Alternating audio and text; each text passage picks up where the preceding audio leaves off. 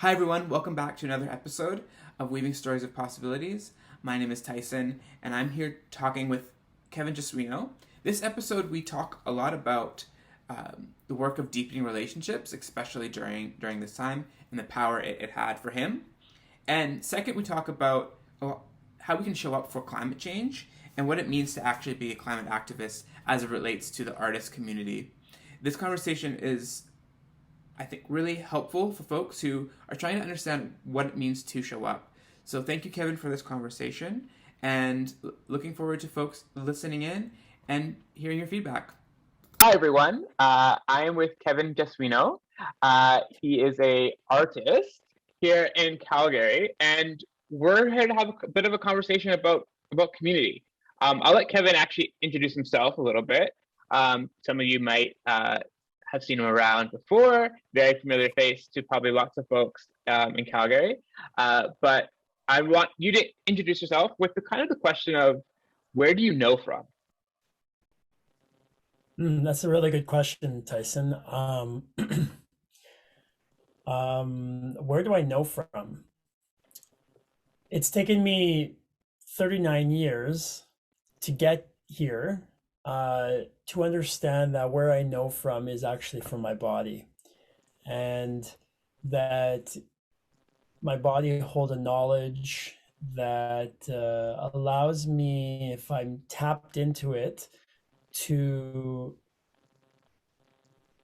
guide where I what I need, but also um, drives my creativity and my curiosity.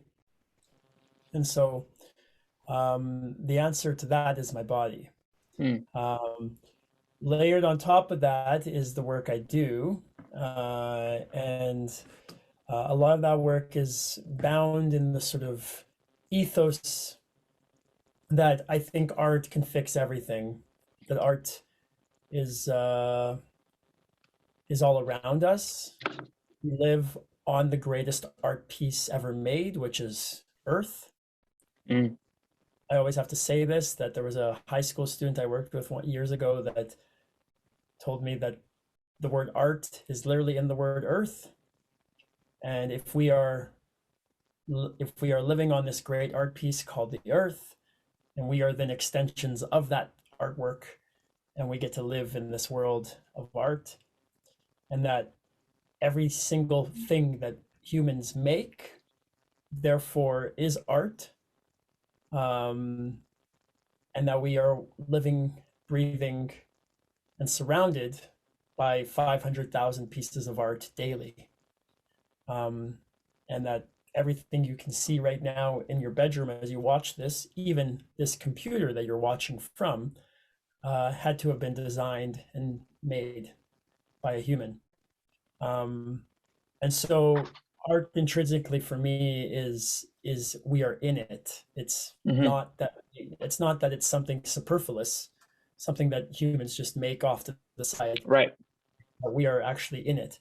And so this idea that art as a means of social change is really, the catalyst of why I do work, either as a performance artist, in making work that is evoking something from the public, or inviting the public to participate in a certain way, to facilitating art, that brings community together, or takes an organization kind of approach to the relational aesthetic of the art, and most recently has gone, instead of going outward, has gone inward. And so really trying to sense the body and try to educate and coach people on how the body has this knowledge inside of it that really can guide you on the changes and transformations that you want to confront. And I recently just wrote a blog post actually on my website, that where I was really curious about not this binary of like if or, like it's not about, external arts for social change facilitating Right. work, and it's not just internal work, but it's almost a combination of those two to create systems change. and that you have to have a combination of those two as a arts facilitator or arts for social change artist in order for that work to. So, in a nutshell, that's my that's what I Mm. do. Can I ask you some? So you're saying, that your art has come from from the body, and and that awareness that you've had for last 39 years have just like developed, right? I'm curious, in the last couple of years, where have you been feeling it in your body lately? Like where is it that you're like, oh, like has it been a really like has it been feeling really good? Has it been, like what does that mean to kind of feel that, and what has it been like currently? I imagine I imagine my stomach and my pelvis bound up like some yarn ball that's Mm. just been unwound and like all like like tied around each other. Yeah. Specifically, I imagine the color yellow for some reason. Okay. Um, Yellow tends to be associated with your personal identity, your sense of self, your drive in life, and your spotlight, if you will, your sun. And um, I imagine that the past 2 years have been about trying to undo all of that and recognizing just how much my personal my lived experiences have been projecting a film in front of me, but Okay. I've been blind to any other film. Mm. And that in the process of undoing that yarn, I'm able to step back and see myself watching a film, but then also see everybody else watching their own films. Um, uh, and so now I'm trying to be like, hey, I'm doing the work on myself simultaneously. I'd like everyone to, hey, let's all undo our yarns. Right. Um, Uh, one thing that you mentioned is that you say yarn as like that metaphor, because like that's what we are using at CDLI, and I also feel like we like as our logo, and that's something I've been feeling that, like trying to untangle that a little bit. I'm curious, that sense of like, you talk about that yellow representing that color that you're feeling. Um, is that like a sense of peace people are having, or is it more of like what are people watching? Like what's the sense that you're getting from folks that you've been hanging out with lately? oh, Is well, well, I mean, not hanging out, but just like but sort of observing what they're seeing, and curious, like you're seeing a sort of a film. What do you think is the response?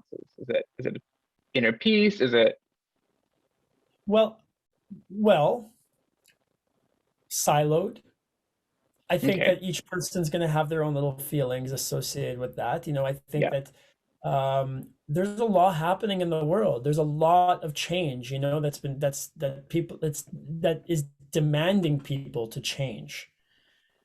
Mm-hmm. Um, and whether you talk about, just the general level of the exponential changes of technology, like yearly, to to questioning privilege and power, to Yeah.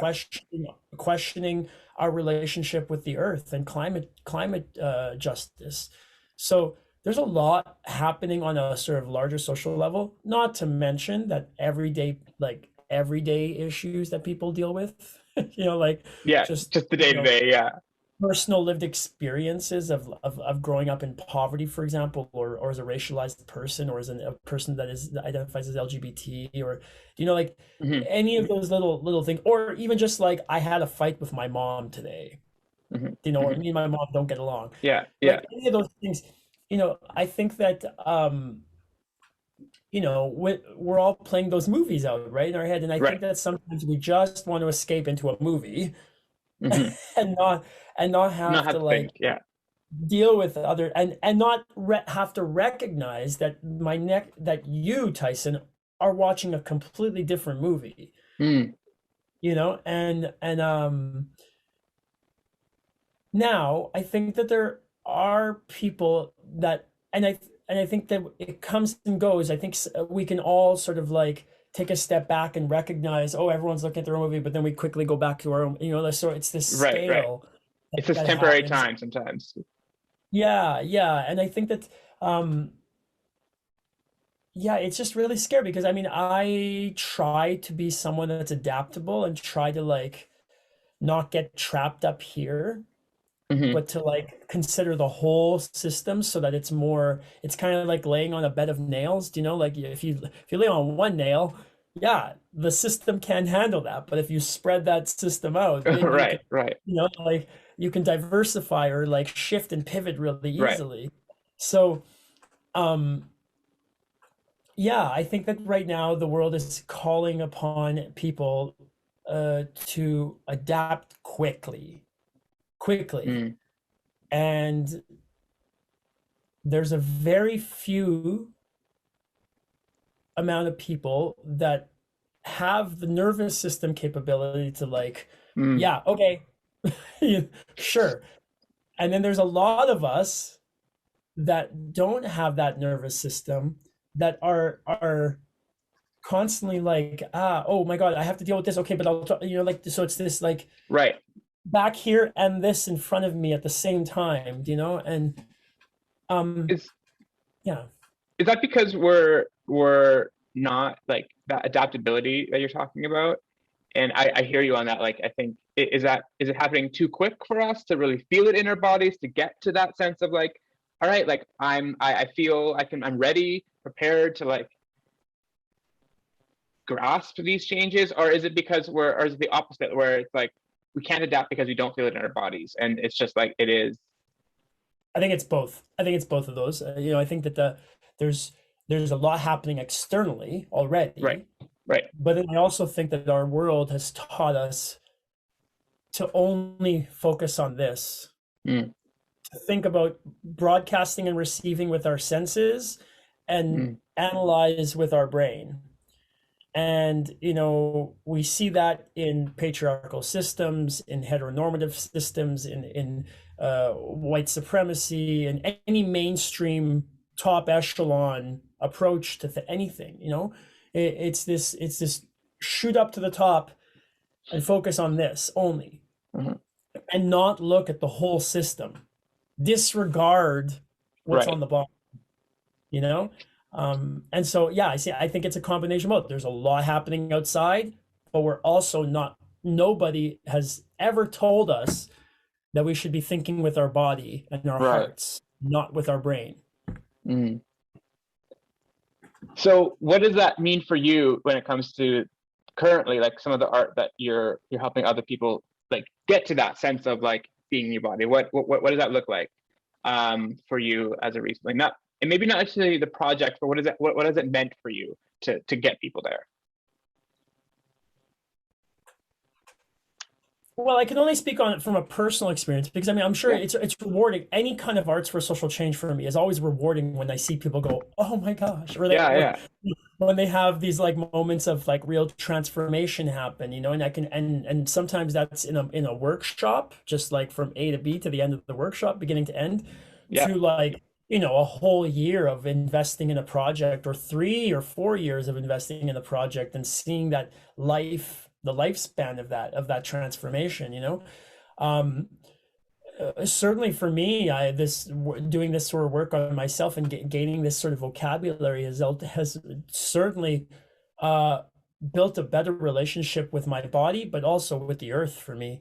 Mm, I think there's a and my ancestors. There's something way more grounded and um, collected. Like that's not so individualistic and so like move aside. right, right. Um, um, yeah, and what that looks like creatively right now for me is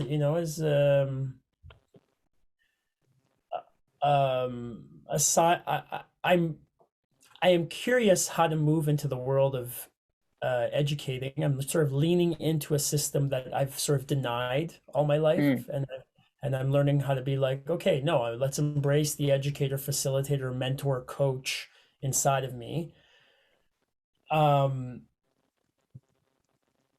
on a more external level, one of my branches of projects is I'm a co-artistic director of an organization, an ad hoc group, a collective called Traction, that collectively makes art with public around issues of climate justice and the ecological crisis.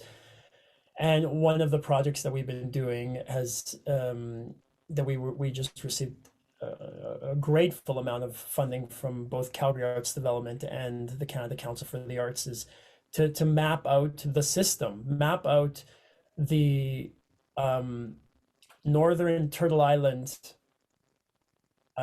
landscape of artists or organizations or ideas in the realm of climate art.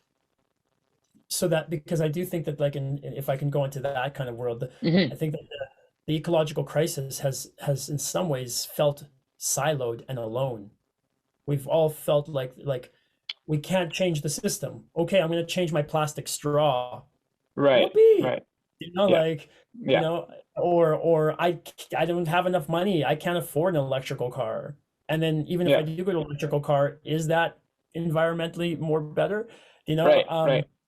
So, I can feel very tiny in that whole system. And I think that in the world of climate arts and the people that are really trying to, like, mobilize change through the arts and get from up here into hearts and hands. Yeah, it's been a really interesting journey over the past few months to sort of meet all and get to know all these different artists from across Northern Turtle Island, and do it from a decolonized perspective, and work with Indigenous knowledge keepers to, redefine what regions of so-called Canada look like, so that we're not going, oh yeah, Eastern Canadian artists. It's like, no, let's actually look at the land. Let's look at the Mm-hmm. larger system at play here. So that's one major project that I'm doing, that's trying to look at the larger system and get out of just the individual system. And then on a Can personal level, I'm curious about where that how I lean into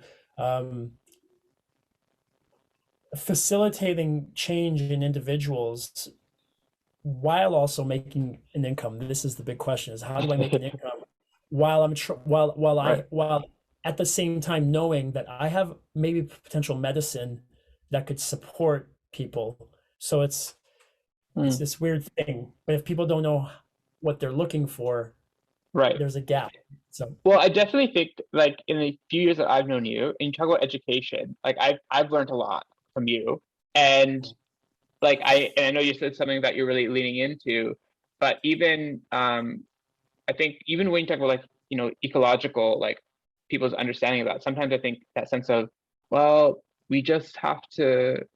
I think there is some element to it being an individual level, but it's very still, like, consumery. It's like what do you consume that then has this very low minimal response, like recycling, for example, versus that sense of, like, how do you grow that intimacy with the earth, to your point, and art at the body level versus just, like, the mind, like, oh, I'm not going to buy this or I'm not going to do this. It's very much up here versus, like, that creating that level of intimacy with the earth to then appreciate what you then do with it, which hopefully goes further than just absolutely, yeah, to your point, plastic straws, for example. And absolutely. I'm thinking about a little bit of some of the work that you did with um uh, sorry, I'm gonna say it wrong, but you'll be able to correct me. Um, um, distinct rebellion. Sorry. Extinction Rebellion. Thank you. There. Yeah, I am Well, curious about that project a little bit well, let me just clarify as it relates something. to that. Yeah. Yeah. Sorry. Go ahead. I was in alignment with Extinction Rebellion. I Yeah. was not necessarily Sure. running anything with Yeah. Extinction Rebellion. Extinction Rebellion was a separate group. Yeah. They were organizing an intervention, around that was a coordinated international Right. event Thanks for with that. Yeah. different cities. This is where actually Traction grew out of. So Mm. Traction was there was already there were already small little groups that were little gatherings that were happening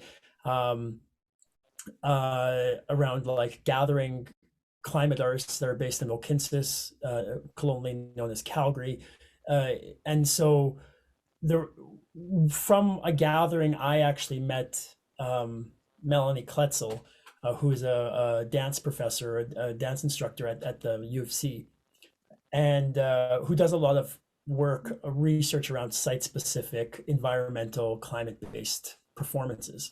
Mhm. And through that relationship, I was sort of brought into understanding what Extinction Rebellion was doing. Sure. And then her and I sort of started collaborating on like, what does it look like to have an arts organization that's focused on climate justice, specifically in the heart of oil and gas world?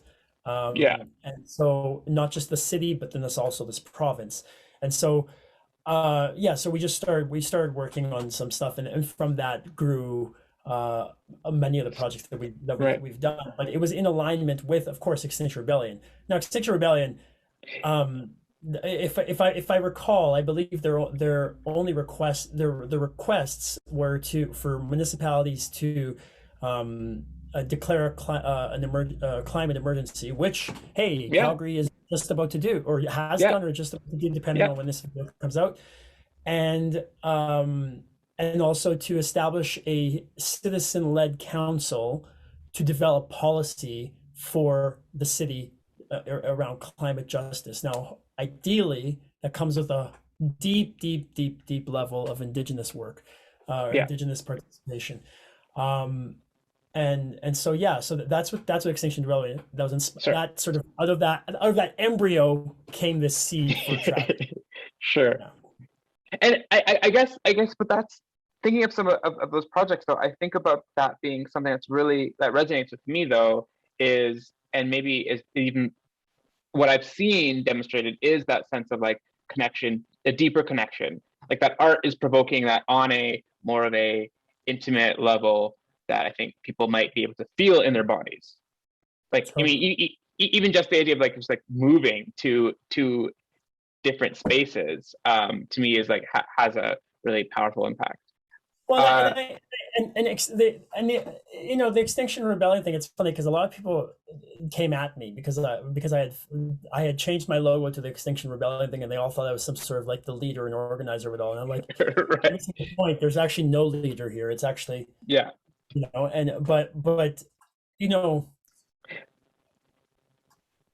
climate artists, Extinction Rebellion being on the map.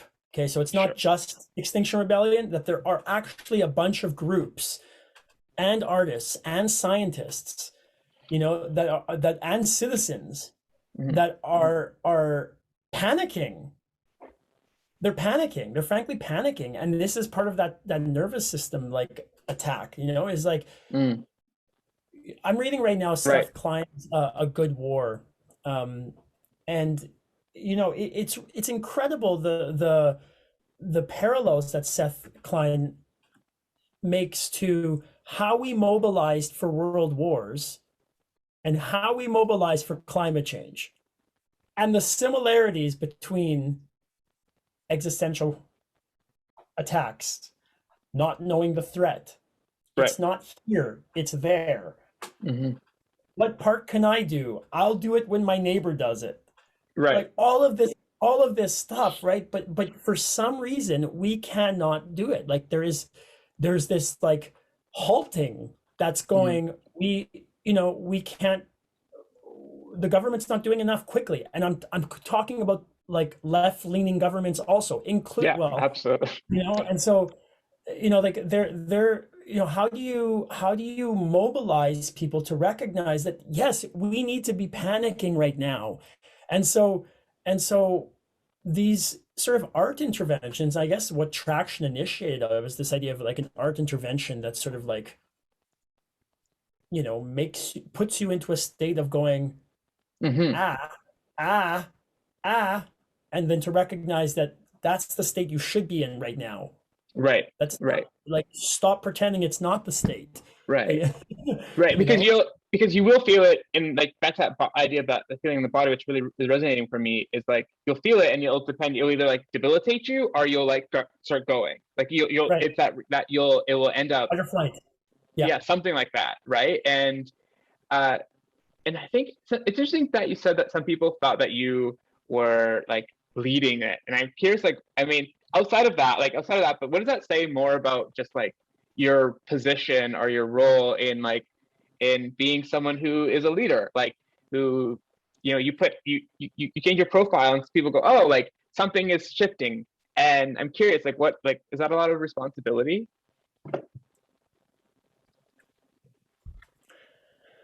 Well, thanks to the metaverse, formerly known as Facebook, Yeah. Yeah. there's a weird perception people have of me. It's like a weird, I don't know. People seem to think that because I have like so many followers on Facebook, that somehow I'm the most complete and like I'm leading this whole charge and Sure. like, and it's like, no, what I'm actually doing is I'm just doing the work on myself. Mhm. For some reason, people are magnetized to that, and so I um am I somehow as an artist, and I'm not going to say this just by myself, but I think this is artists in general. Yeah. Are artists able to be like feel the next horizon? I'm going to say this, even more like queer and artist. Do you know, like, are people that are living in this sort of middle world, Okay. Yeah. are people able to imagine the horizon or feel the horizon before it arrives? Because of their identities in that middle that you're I referring don't. to. Well, I don't, What do you mean well, by that? by queer, I guess I'm actually more referring to people that can like maybe more. Let's just say this. Let's remove queer and just put two spirit Sure. in there. Okay, Sure. like someone, people that can have two energies, you Okay. know, and that are or gender Yeah. non-binary, or like they're living in this middle world, right? Because they're outside of it and they see the world, right? They can like step away and look at stuff. And I think that artists have that innate, not all artists, but I think that artists, if they really tap in deeply Mhm.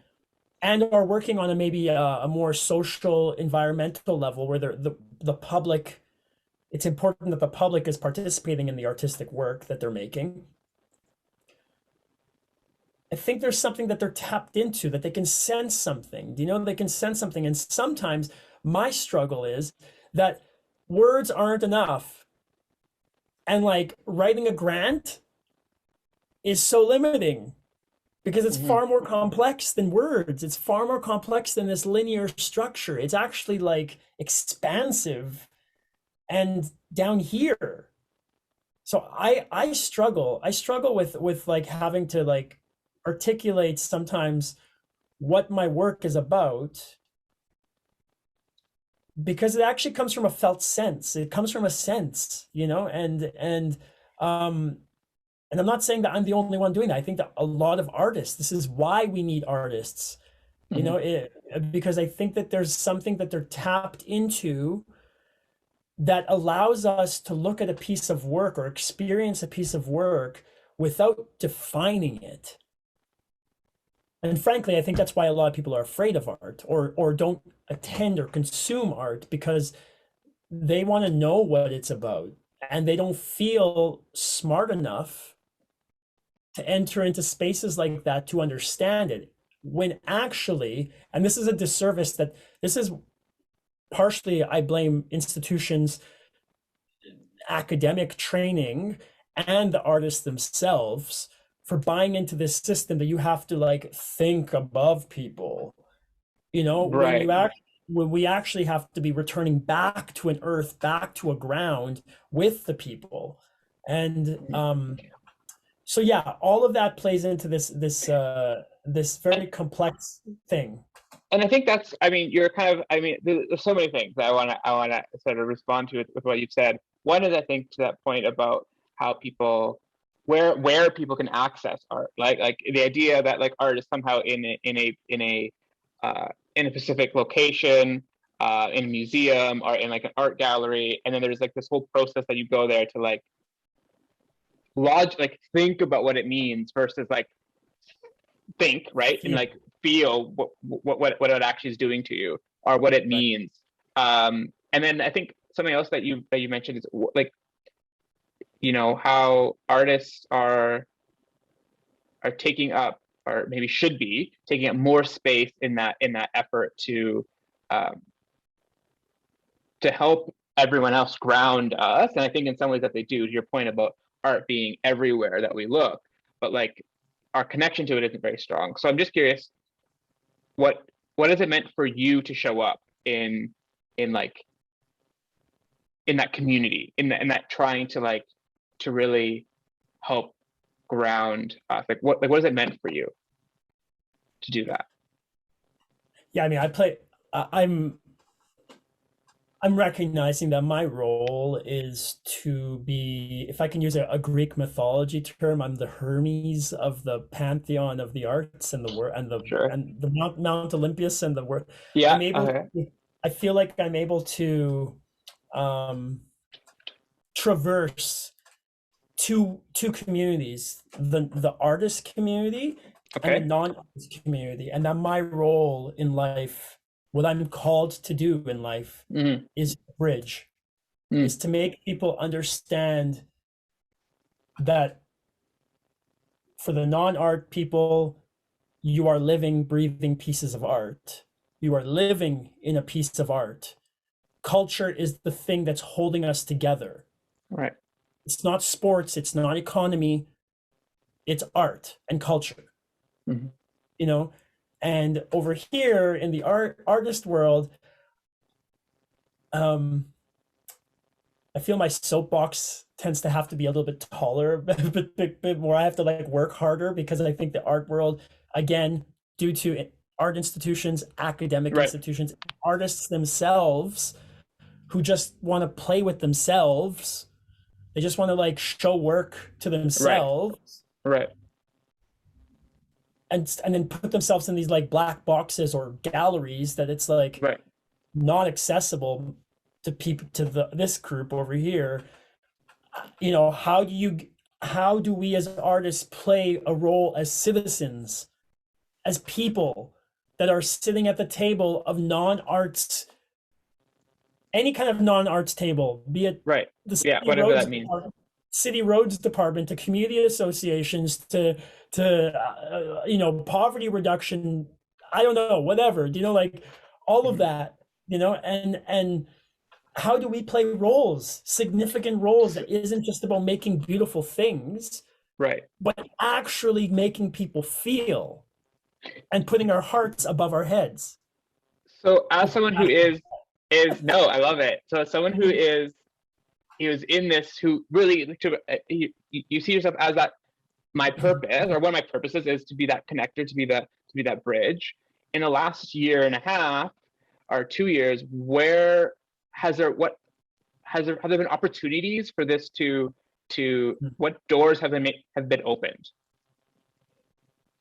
You know, Tyson, it's been a real struggle over COVID. It's been really tough. It's been really tough. I think that COVID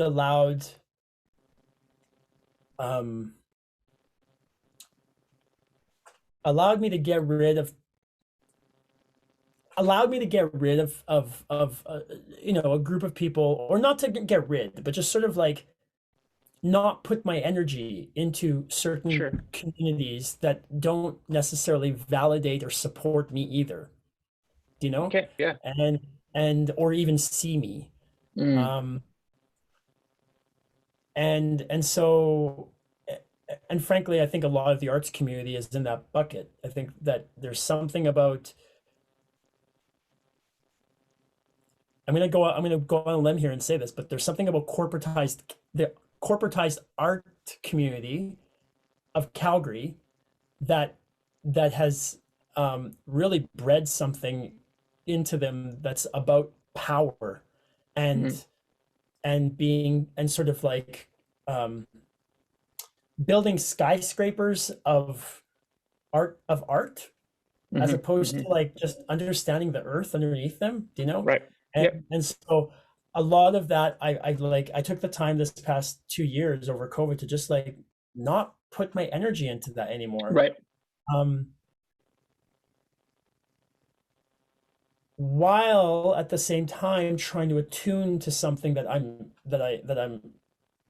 good at doing, Right. and to like put my energy into places that I feel I can support change. And when I did that, that's when, you know, we got the funding with Canada Council for the Arts and Calgary Arts Development to develop this mapping project that's national level, you know? So um, in terms of my personal friends, actually my friends group, uh, again, it looks like I have a lot of friends because Facebook says that to you. Right. But in actual fact, all my life, I've been very, very small group of friends. I'm actually quite private. You know, I might seem like an extrovert, but I like to be maybe, you know, two, three max very close friends, and I just sort of like cultivate that.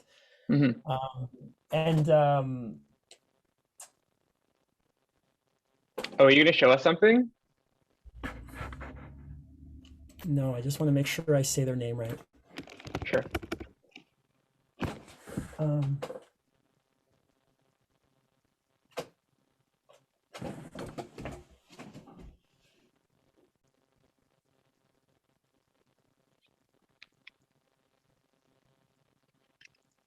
oh, I'm sorry I'm taking so long. Just 2 seconds.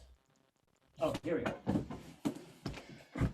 So, Adrienne Marie Brown, Yeah. who wrote Pleasure Activism, there's another book of hers that where she highlights this concept that really has stayed with me, is this idea of that with the internet, with this idea of followers and face and like, you know, people that follow you and all that, it's almost like we have celebrated people that have a community that's she uses the American system of of measurement. I'm going to use Canadian systems here, but kilometer wide and a meter deep. Mm-hmm. Okay. But in actual fact, like that's never been the way humans work. Humans work opposite of that. They work in like cultivating kilometer deep and a meter wide in terms of a community Right. or Yeah. relationship. Right? Yeah. And That so, quality. sorry? Oh, you said, yeah, that quality piece that you're referring to. Yeah. So I've been, you know, I've been really over COVID really trying to cultivate that, trying to be like, who are the people that there's mutual respect, there's mutual support, there's people like there's something about your grow, like I'm not going to grow until I see you, until I see you rise and like and blossom. Do you know what I mean? So, and where there's that mutual dance that we're doing together, then which meant I kind of filtered out a lot of people. Filtered out a lot of people and groups and organizations and stuff. And I really, and really what that came down to is like, I'm going to just go in instead of me going out to validate, get my validation. What that turned into is cultivating a small group of friends, maintaining that friendship. And then at the same time, having space, enough space for me to do work on myself so that I can show up to this world better. Right. Because you're also now growing along with others. Yes. Yeah. Yes. Instead of like, how far can my arms reach? But really, my arms can only reach the same level as my feet to my head. Right. You know? Right. Well, it's funny. It's really interesting that you say that, because I think that's like when we ask the question about who are you, when I ask the question like what does it mean for you to post something, and then everyone sort of turn their heads, but it's like that question, like it does, in some ways it talks about sort of who people see you, but also it's a little bit about like, what are you, like, who are you responsible to? And it's like, are you responsible to the kilometer wide? Well, it doesn't mean much, but what does it mean to actually be, responsible to people who, kilometer deep, right? Like, because that's actually where that change and growth will it transpire. I guess my last question, because we're almost up for time, is what has it meant for you to, like, what does looking forward mean? So you've had this sort of, you're this person who's, bridging connections on either of these two different things, understanding better about your body, and like what that means for your art practice. And you've gone, from what I've heard, you've cultivated some deeper relationships. What does it mean for you to look forward, and how does that impact like your community or your sense of community?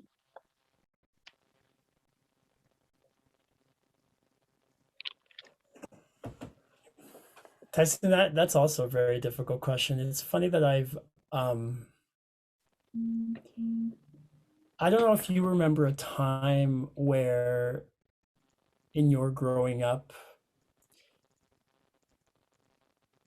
where envisioning the future was exciting. We're envisioning, floating cars in the world of George Jetson. Sure. Like to imagine what the future looked like was so exciting. And then something went wrong after 2000, the year 2000. Something started to break down, and the real atrocities of humanity started to like boil up to the top. And now we have this this skim on top, of this water. Sure. And it's really clouding my future hope. And I hate to hand this on like such a down thing, but all this is doing for me right now is to just like, and I hate sounding like I'm some sort of like what's all this? Like I don't want to be some sort of like Lululemon yoga kind of person, but like there's something just about doing the work here now that I that's all I can do now. I imagine groups of people from diverse backgrounds, people who have been left out of cities and skyscrapers, all convening in a forest somewhere and soberly connecting with the earth, feeling the rhythm of each other, harmonizing with each other, recognizing each other's lived experiences and the traumas that have been collectively put onto all of us, but that some people carry harder, and dancing and moving together and breathing together and connecting with nature. Like that's the imagination I have. That's the vision I have. I hope that all soon to be approaching 8 billion people on this earth can experience that in some way. Because we need that. We need to do that for each other, but then also for the earth. And I envision that art will be the way that we do this. Kevin, thanks so much for sharing. There's so much there. I appreciate it so much. And we'll of course continue to keep chatting. And I'm really hoping that folks listen to this conversation and take away what you're referring to is what's possible, what can you imagine, and that like even those small tastes of that will lead us somewhere. So thank you. And thank you, Tyson, for always being some sort of network connector. Like I think you play a really important role in bridging. So thanks for Thank carrying you. the weight of the community on your shoulders. So Thanks, Kevin.